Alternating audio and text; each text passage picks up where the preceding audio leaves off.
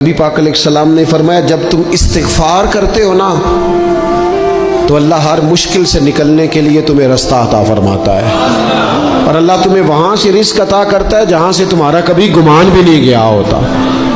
کبھی نہ توجہ کریں، جب پوری طرح ٹوٹ جائیں نا پھر توجہ کریں رب کی جانب، جب پوری کوشش کریں کام نہ ہو تو پھر بیٹھ جائیں اپنے مالک کی بارگاہ میں، مالک اسباب جمع کر لیے اب تو مدد فرما۔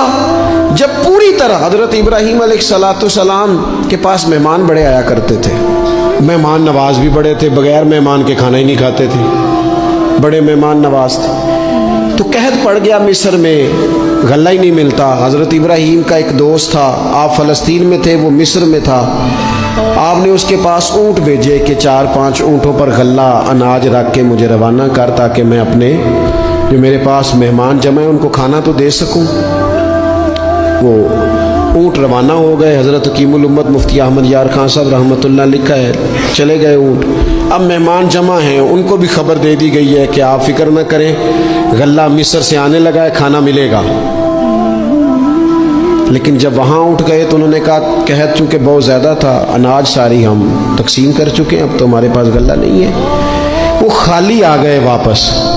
جب وہ خالی واپس آ رہے تھے نا اونٹ، تو جو آپ کے خدام لینے گئے تھے ان کے دلوں میں یہ خیال آیا کہ ہم اگر خالی واپس جائیں گے تو وہ جو مہمان ہیں وہ دیکھیں گے تو وہ تو بڑی آس امید لگائے بیٹھے ہیں کہ ہمیں آج کھانا ملے گا، تو وہ تو بیچارے مایوس ہو جائیں گے۔ انہوں نے اس طرح کیا کہ رستے میں کچھ ریت بھر لی ان بوریوں میں اور اونٹوں پہ ان کو رکھ لیا تاکہ پھر جا کے حضرت ابراہیم سے عرض کریں گے، وہ خود ہی لوگوں کو سمجھا دیں گے، ایسے خالی اونٹ لے جانا بہتر نہیں۔ حضرت حکیم الامت رحمۃ اللہ علیہ لکھتے کہ حضرت ابراہیم علیہ السلام آرام فرما تھے، خدام نے جا کے اندر جہاں وہ سامان رکھا جاتا تھا وہاں ریت سے بھرے ہوئے بوریے رکھ دیے، وہ چلے گئے۔ حضرت ابراہیم کی زوجہ جناب ہاجرہ اٹھی، انہوں نے کہا میں منہ کھولتی ہوں، گلے کا گندم پیستی ہوں، کھانا بنا کے دیتی ہوں۔ جب انہوں نے منہ کھولا نا اس کا، بوری کا، توڑے کا، اس بوریے کا، تو کہتی ہیں اتنی بہترین گندم نکلی کہ میں نے زندگی میں کبھی نہیں دیکھی تھی۔